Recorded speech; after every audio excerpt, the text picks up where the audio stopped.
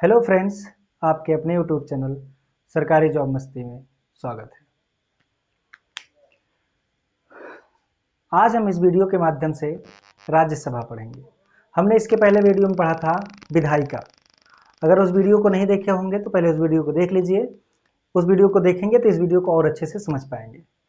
हमने विधायिका में पढ़ा था कि विधायिका में संघात्मक व्यवस्था दो स्तरों पर होती है, एक केंद्र स्तर पर और एक राज्य स्तर पर।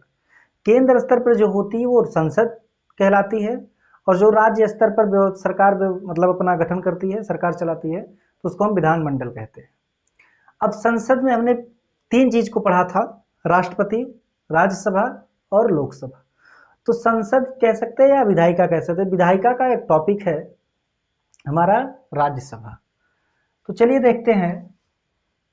सबसे पहले देखेंगे संसद। हमने पढ़ा था राज्यसभा विधायिका में कि केंद्र स्तर पर जो सरकारें बनती हैं वो हमारी कहलाती हैं संसद। तो उस संसद में हमने पढ़ा था एक राष्ट्रपति, राज्यसभा और लोकसभा। हमने बताया भी था संसद का वर्णन किस अनुच्छेद में है, अनुच्छेद 79 में है। राज्यसभा का किस अनुच्छेद में, 80 में है। और लोकसभा का 81 में है। यानी कि संसद जो होंगे वो राष्ट्रपति, राज्यसभा और लोकसभा इनको मिलाकर के तब जाके एक संसद बनता है। तो आज हम संसद के में यही राज्यसभा को पढ़ेंगे कि राज्यसभा का संरचना क्या है, राज्यसभा में जो सदस्य होते हैं उनका चुनाव क्या होता है, उनका कार्यकाल क्या होता है, इनकी चुनाव की प्रक्रिया कैसे होती है। तो इन सब को हम आज देखेंगे और इनसे जितने भी महत्वपूर्ण प्रश्न रहते हैं एग्जाम के दृष्टि से, जो एग्जाम में बार बार पूछे जाते हैं, उनको देखेंगे जिससे आपका एग्जाम में कोई दिक्कत ना हो। तो चलिए देखते हैं। सबसे पहले देखते हैं कि राज्यसभा, राज्यसभा को कोई कई अन्य नामों से भी जाना जाता है। जैसे इसको हम बोलते हैं क्या, उच्च सदन और विशेषज्ञ सदन, या इसको हम बोलते हैं अस्थाई सदन। तो ये सब नाम दिया जाता है। विशेषज्ञ सदन क्यों कहा जाता है, क्योंकि आपको बता दें कि यहाँ पे जो राज्यसभा में जाते हैं सदस्य, कुछ राष्ट्रपति के द्वारा मनोनीत किए जाते हैं। तो जो मनोनीत किए जाते हैं वो कुछ विशेष लोग होते हैं, जैसे कलाकार होते हैं, साहित्य के क्षेत्र में होते हैं, अध्यापक में, जैसे ऐसे सारे चीज होते हैं। तो ये लोग क्या होते हैं, विशेष दर्जा प्राप्त करते हैं। विशेष दर्जा प्राप्त करते हैं मतलब जब राज्यसभा में चुने जाते हैं तो सदन में जाते हैं। तो इसलिए क्योंकि यहाँ पे लोग क्या आते हैं, विशेष लोग आते हैं, तो इसको विशेषज्ञ सदन भी बोला गया है राज्यसभा को। और अस्थायी सदन क्यों कहा गया उसको पढ़ेंगे आगे। तो चलिए देखते हैं कि राज्यसभा के कुछ उपनाम थे, जैसे उच्च सदन, विशेषज्ञ सदन, अस्थायी सदन। इन नामों से इसको जाना जाता है। तो इनकी जो संरचना है, राज्यसभा की संरचना है, वो कैसी होती है। तो हमने कल बताया था विधायिका में कि राज्यसभा में कुल अधिकतम सीटें कितनी हैं, 250 है। उस 250 सीटों में कुछ खंडन किया गया है। जैसे क्या कि 250 कुल अधिकतम सीट, या कह सकते हैं राज्यसभा में कुल अधिकतम कितने सदस्य हो सकते हैं, 250, या सीट बोले तो भी वही चीज है। तो इसमें कहा गया था कि 250 में से 238 सदस्य केंद्र और राज्य से आएंगे और 12 राष्ट्रपति के द्वारा मनोनीत किए जाएंगे। राज्यसभा में राष्ट्रपति के द्वारा मनोनीत कितने सदस्य किए जाते हैं, 12 सदस्य मनोनीत किए जाते हैं। ये काफी इंपॉर्टेंट प्रश्न बनता है, यानी कि पूछता है बार बार कि राज्यसभा में राष्ट्रपति के द्वारा कितने सदस्य मनोनीत किए जाते हैं, तो वो 12 होते हैं। अब इसमें बात आती है कि 238, वो तो केंद्र से और राज्य से मिलाकर के 238 सदस्य को रखा गया था, 12 मनोनीत करना था राष्ट्रपति के द्वारा। लेकिन उनमें से 233 सदस्य ही आते हैं, कहां से, केंद्र से और राज्य को मिला के। लेकिन ये 12 के 12 सदस्य ही कहाँ किए जाते हैं, मनोनीत किए जाते हैं। और कुल को मिलाकर के कितने सदस्य बनते हैं, 245 सदस्य रहते हैं कहां पर, राज्यसभा में। या आप कह सकते हैं कि राज्यसभा में वर्तमान में सीटें कितनी हैं, तो 245 सीटें या 245 सदस्य रह सकते हैं। अब 233 सदस्य इसमें लिखा है केंद्र और राज्य। अब केंद्र और राज्य से कहने का मतलब है कि आप यहाँ राज्यसभा में जो सदस्य जाते हैं वो हर राज्य के विधानसभा से होकर के जाते हैं। यानी कि हर राज्य में जो विधानसभा होते हैं उन विधानसभा के जो सदस्य होते हैं वो सदस्य लोग ही अपना एक सदस्य चुनकर कहाँ भेजते हैं, राज्यसभा में। या कल हमने बताया था कि राज्यसभा में जो अपना सदस्य होते हैं वो राज्यों का प्रतिनिधित्व करते हैं। अभी आगे पढ़ेंगे इसकी चुनाव की प्रक्रिया, यानी कि इसका चुनाव अप्रत्यक्ष रूप से होता है। प्रत्यक्ष रूप क्या है, अप्रत्यक्ष रूप को ये भी आप लोग जानते होंगे, पढ़ाया गया पहले से इसके आगे वाले वीडियो में राष्ट्रपति में। तो अभी फिर आगे देखेंगे। तो जिसमें से केंद्र और राज्य को मिलाकर कितने आने चाहिए, 233 और 12 मनोनीत किए जाते हैं राज्यसभा में। अब निर्वाचन जो है, यहाँ पे समझने वाली बात है कि निर्वाचन में क्या है, निर्वाचन में राज्य और केंद्र शासित प्रदेश दोनों से होते हैं, जिनमें से 12 मनोनीत किए जाते हैं, यानी कि 233 सदस्य राज्य और केंद्र शासित से होंगे और 12 मनोनीत किए जाएंगे। और इनका चुनाव कैसा होगा, अप्रत्यक्ष रूप से होगा।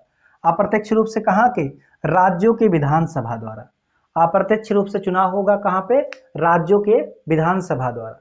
राज्यों की विधानसभा से मतलब क्या है कि हर राज्य में क्या है, विधानसभा होता है। विधानसभा मतलब जहां पे विधायक लोग जाते हैं। हर राज्य में अपना एक क्या होता है, विधानसभा, और विधानसभा हर राज्य में होता है।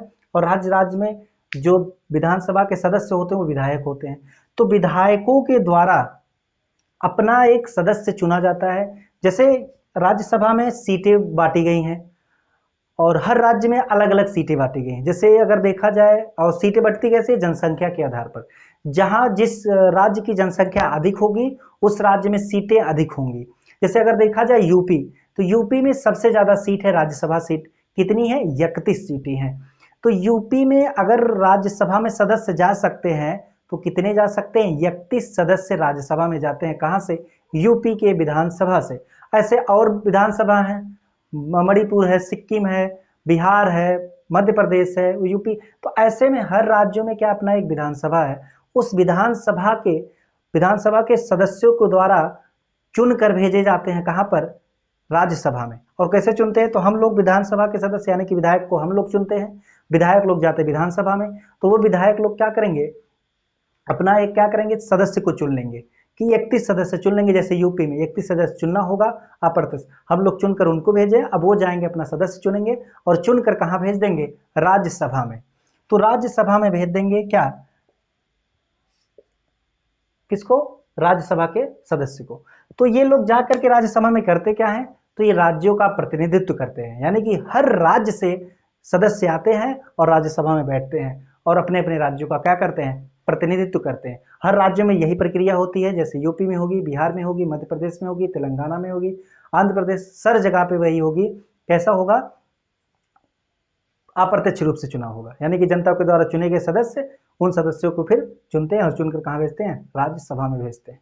तो ये हो गया इनका निर्वाचन। हमने बताया कि यूपी में अगर देखा जाए तो सर्वाधिक सीट कहां पर है, सर्वाधिक सीट यूपी में कितनी सीटें हैं, 31 सीटें। क्यों 31 सीटें हैं, हमने बताया क्योंकि ये जनसंख्या के आधार पर सीट तय होती है। और ये सीट जो तय है 1971 की जनगणना जो हुई थी उसके आधार पर माना गया है। और हमने कल ये भी बताया था कि 2026 तक कोई बदलाव नहीं हो सकता सीटों में। 64वां संविधान संशोधन 2003 में आया था, तो उसके पहले कोई संशोधन नहीं हो सकता है। तो फिर अब ये तो हो गया निर्वाचन कि राज्य और केंद्र शासित प्रदेश। अब आपको समझ में आ गया होगा कि राज्यसभा एक्चुअली में क्या है। राज्यसभा क्या होता है कि विधानसभा के द्वारा सदस्य चुनकर राज्यसभा में जाते हैं और वो राज्यसभा का सभा में क्या करते हैं, अपने अपने राज्यों का प्रतिनिधित्व करते हैं। और इन राज्यसभा के जो सदस्य होते हैं उनका चुनाव कैसे होता है, अप्रत्यक्ष रूप से होता है। इतनी बात समझ गए होंगे आप लोग। अब देखते हैं कि इनकी योग्यता क्या होनी चाहिए, क्योंकि ये पहले से योग्य होते हैं, क्योंकि वो विधानसभा के सदस्य होते हैं। अब उसके बाद पहले बात तो क्या होना चाहिए, भारत का नागरिक होना चाहिए, 30 वर्ष की आयु पूरी कर चुके। हाँ, ये चीज इंपॉर्टेंट है, 30 वर्ष। हमने बताया था, इसको याद कैसे करेंगे कि आप लोग पढ़े थे कि लोकसभा में कितने वर्ष होने चाहिए, 25 वर्ष, राज्यसभा में कितना, 30 वर्ष, राष्ट्रपति में कितना, 35 वर्ष। तो इसको ऐसे याद करना, 25, 30, 35। यानी कि लोकसभा में 25 वर्ष, राज्यसभा के सदस्य बनने के लिए 30 वर्ष और राष्ट्रपति बनने के लिए आयु कितनी, 35 वर्ष। तो ये भारत का नागरिक किसी लाभ के पद पर ना हो, मानसिक रूप से स्वस्थ हो। तो स्वस्थ होंगे तभी अपना सदस्य बन पाएंगे। तो ये 4 चीजें थी इनकी योग्यता। योग्यता कितनी होनी चाहिए, भारत का नागरिक हो, 30 वर्ष पूरी कर चुका हो, किसी लाभ के पद पर ना हो और मानसिक रूप से स्वस्थ हो। तो राज्यसभा की ये बेसिक बातें थी। क्या 250 सीटें, 3800 केंद्र शासित और राज्य से आएंगी। इसमें केंद्र शासित में दिल्ली और पुदुचेरी क्या होते हैं, यहाँ पर भी विधानसभा है केंद्र शासित प्रदेश में, और राज्य में तो विधानसभा होता है। तो दोनों को मिला करके 238 आने थे, लेकिन यहाँ से चुने जाते कितने, 233। और 233 चुने जाते हैं और 12 मनोनीत किए जाते हैं, तो कुल मिला के 245 होते हैं। और यहाँ पे आते कहाँ से, राज्य और केंद्र से 12 मनोनीत किए जाते हैं। तो ये चीज समझ गए।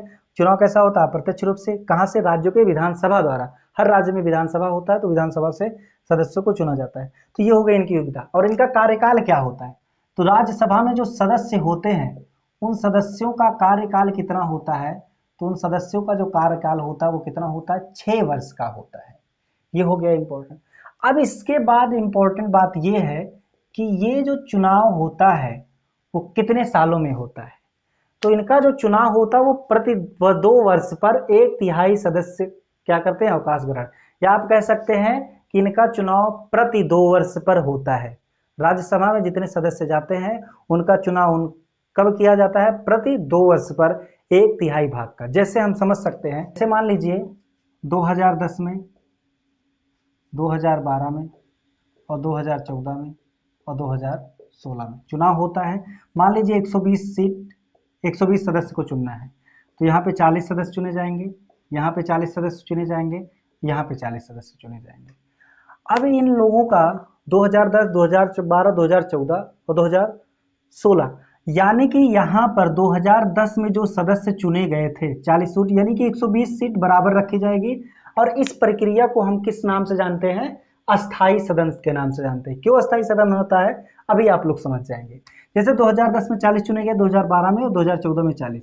अब जब ये लोगों का कार्यकाल कहाँ तक जाते जाते पूरा हो जाएगा, 2016 तक जाते जाते इनका कार्यकाल 6 वर्ष पूरा हो जाएगा। यानी कि 2016 में इनका क्या, इनकी सदस्यता क्या हो जाएगी, खत्म कर दी जाएगी और यहाँ नए सदस्य रख दिए जाएंगे। मतलब कि प्रति 2 वर्ष पर इनका कार्य अंतर कितना है, 2 वर्ष। यानी कि 2 वर्ष बाद 1/3 भाग, देखो 3 भाग है, उस 3 भाग का 1/3 भाग क्या हो जाएगा, इनको अवकाश प्राप्त हो जाएगा। और यहाँ पे 40 सदस्य पुनः चुन लिए जाएंगे, फिर ये बन जाएंगे यहाँ पर। यानी कि 120 सदस्य हमेशा चलते रहते हैं और ये कभी भंग नहीं होता है। और इसलिए इसको क्या कहा जाता है, अस्थाई सदन। और प्रति 2 वर्ष पर सदस्य, यानी कि जब 2018 में चुनाव होगा, जब 40 लोग चुने जाएंगे तो इनका सदस्यता खत्म हो जाएगी और यहाँ पे हो जाएंगे फिर 120 सदस्य। यानी कि 120 सदस्य चलते रहते हैं और ऐसे इस प्रक्रिया को हम क्या कहते हैं, अस्थाई सदन कहते हैं। तो आप लोग को समझ गया होगा कि प्रति 2 वर्ष पर 1/3 सदस्य क्या करते हैं, अवकाश ग्रहण करते हैं। आप लोग यहाँ से समझ गए होंगे। अब इन पर संबंधित कुछ बातें होती, जैसे वो सभापति और उपसभापति क्या है।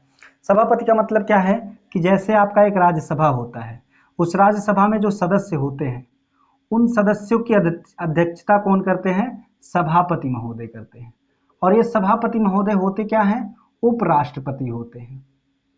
उपराष्ट्रपति, यानी कि उपराष्ट्रपति महोदय इस राज्यसभा के सभापति या अध्यक्ष के रूप में कार्य करते हैं।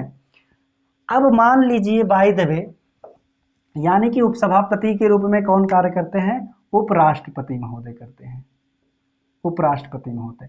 और उनकी सहायता के लिए एक उपसभापति भी चुना जाता है। लेकिन ये उपराष्ट्रपति महोदय जो होते हैं ये राज्यसभा के सदस्यों द्वारा नहीं चुने जाते हैं, बल्कि ये बाहर से आते हैं। लेकिन उपसभापति के जो होते हैं वो राज्यसभा के जो सदस्य होते हैं उन सदस्यों में से, राज्यसभा के सदस्यों में से एक उपसभापति चुन लिया जाता है। वो सभापति के सहायक के रूप में कार्य करते हैं। या कह सकते हैं कि जब सभापति की अनुपस्थिति होती है या उपराष्ट्रपति महोदय जब राष्ट्रपति पद का कार्यभार संभालते हैं, तो ऐसे में सभापति के रूप में कौन काम करते हैं, वो राज्यसभा के द्वारा जो चुने गए होते हैं उपसभापति, तो वहां पे आके क्या कार्य करने लगते हैं, सभापति के रूप में कार्य करने लगते हैं। तो ये ऐसे में होता है। अब इसमें प्रश्न क्या बनता है कि राज्यसभा का चुनाव प्रति कितने वर्ष में होता है, तो प्रति 2 वर्ष में कितने भाग का, तो 1/3 1/3 भाग का होता है। और राज्यसभा के सदस्यों का कार्यकाल कितना होता है, 6 वर्ष होता है। अब राज्यसभा से संबंधित कुछ विशेष बातें हैं, उस विशेष बातों को राज्यसभा में कुछ विशेष बातों को देखेंगे। राज्यसभा में कुछ विशेष बातों का क्या, जैसे इसमें एक अनुच्छेद है, अनुच्छेद 249। अनुच्छेद 249 में ये है, हमने अनुसूची पढ़ा था, अनुसूची में सूचियां पढ़ा था। सूची कितनी थी, 3। कौन कौन सी, राज्य सूची, संघ सूची और समवर्ती सूची। राज्य सूची का मतलब कुछ बातें राज्य सूची के स्तर पर, यानी कि राज्य उस पर कानून बना सकेगी। संघ सूची का मतलब जिस पर संघ यानी कि केंद्र उस पर कानून बनाएगी, और समवर्ती सूची का मतलब जिस पर दोनों अपना कानून बना सकती है, अपने दोनों विषयों पर बात होती है। तो ऐसे में क्या है कि राज्यसभा द्वारा, यानी कि राज्यसभा के जो सदस्य होते हैं उन सदस्यों के 2/3 भाग से यदि यह पारित कर दिया जाए कि जो राज्य सूची है वो राज्य सूची का विषय राष्ट्रीय महत्व का है, यानी कि यदि कोई भी बात होगी वो राज्य सूची के अंतर्गत आएगी, लेकिन वो सूची अनुच्छेद 249 के तहत यदि राज्यसभा के 2/3 भाग उसको ये पारित कर देता है कि वो सूची राज्य सूची का नहीं बल्कि विषय राष्ट्र सूची का महत्व है, तो ऐसे में राज्य सूची से वो हटकर कहाँ चला जाएगा, वो केंद्र सूची में। तो ऐसे में वहां पर केंद्र क्या बना कर सकता है, केंद्र सूची के तहत अपना कानून बना सकता है। यानी कि राज्य सूची राज्यसभा में 2/3 बहुमत से यदि पारित कर दिया जाए कि जो सूची है वो सूची राज्य सूची का नहीं बल्कि केंद्र यानी कि राष्ट्रीय महत्व का विषय है, तो ऐसे में राज्य सूची से वो हट जाएगा और वो कहाँ चला जाएगा, केंद्र के पास। ऐसे में केंद्र वहां पे क्या करेगा, अपना कानून बना सकता है। ये अनुच्छेद 49 के तहत है। ये पूछ लेता है सवाल में अनुच्छेद 49 के 249 सॉरी 49 नहीं 249 कि राज्यसभा में 2/3 बहुमत से पारित कर सकता है कि राज्य सूची राष्ट्रीय सूची का विषय है। ये किस अनुसूची में है, या सॉरी किस अनुच्छेद में है, 249 में। तो ये चीज इंपॉर्टेंट था। इसमें और एक चीज है अनुच्छेद 312। अनुच्छेद 312 में क्या है, अखिल भारतीय सेवा। हमने जब अनुच्छेद महत्वपूर्ण पढ़ा था उसमें भी जिक्र किया गया था अखिल भारतीय सेवा। अखिल भारतीय सेवा का मतलब कि अखिल भारतीय में 3 सेवाएं होती हैं, आईएएस, आईपीएस और आईएफएस। ठीक है, ये 3 चीजें होती हैं। अब इन तीन चीजों को भी क्या कर सकता है, राज्यसभा ही बता सकता है कि इसमें से आईपीएस अखिल सेवा है, कौन सा नहीं है। तो राज्यसभा चाहे इसको हटा सकता है या रख सकता है। ऐसे में एक चीज और पूछता है यहाँ पर कि बताइए कि कौन से इसमें से अखिल सेवा नहीं है, तो 4 ऑप्शन दे देगा, इसमें कोई दे देगा उनमें से नहीं है।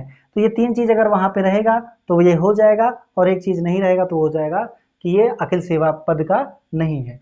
अब उस उपराष्ट्रपति के संबंध में क्या है, उपराष्ट्रपति महोदय क्या करते हैं, राज्यसभा में सभापति के रूप में कार्य करते हैं।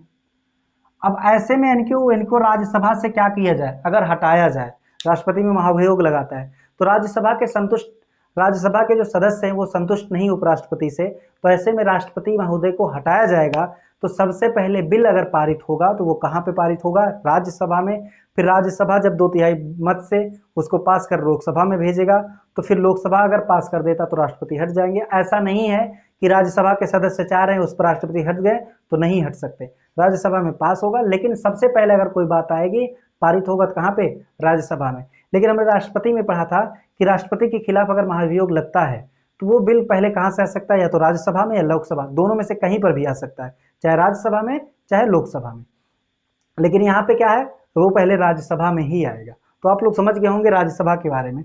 तो राज्यसभा में प्रक्रिया पारित होती है, सबसे पहले कहाँ पारित होती है, तो वो राज्यसभा में पारित होती है। अब धन विधेयक की बात आती है। धन विधेयक कुछ बनता है, यदि धन विधेयक में लोकसभा, अब लोग कह रहे होंगे लोकसभा पढ़ रहे हैं, लोकसभा अगले वीडियो में पढ़ेंगे, यानी कि किसी विधेयक यानी धन विधेयक अगर पास कर दिया जाए, लोकसभा पास कर दे धन विधेयक को, तो ऐसे में लोकसभा से बिल राज्यसभा में जाती है, 14 दिन के अंदर पारित करना पड़ता है राज्यसभा को। अब राज्यसभा की मर्जी है वो पारित करे या ना करे। अगर पारित करता है तो भी मान्य माना जाएगा। अगर राज्यसभा 14 दिन के अंदर पारित नहीं करती है किसी बिल को, धन विधेयक को, तो ऐसे में स्वतः ही वो पारित मान लिया जाता है लोकसभा के द्वारा कि ये बिल पारित कर दी गई है। तो ये कुछ खास बातें थी, विशेष बातें थे राज्यसभा से संबंधित। तो ये लोकसभा में जो पारित होगा धन विधेयक बिल, वो राज्यसभा में जाएगा कितने दिन के लिए, 14 दिन के लिए। और 14 दिन के अंदर उसको क्या करना पड़ता है, पारित करना पड़ता है। यदि नहीं पारित करता है राज्यसभा उस बिल को, धन विधेयक को, तो लोकसभा अपने आप स्वतः ही मान लेता है कि धन विधेयक बिल पारित हो गया, ऐसे में पारित किया जाता है। तो हमने आज पढ़ा था राज्यसभा। तो राज्यसभा कितना आसान बात है, कितने आसानी से आप लोग समझ गए होंगे राज्यसभा को। अभी तक आप लोग सोच रहे थे कि राज्यसभा क्या है, लोकसभा क्या है, कल लोकसभा भी पढ़ लेंगे तो और आसानी से समझ जाएंगे राज्यसभा क्या है, लोकसभा।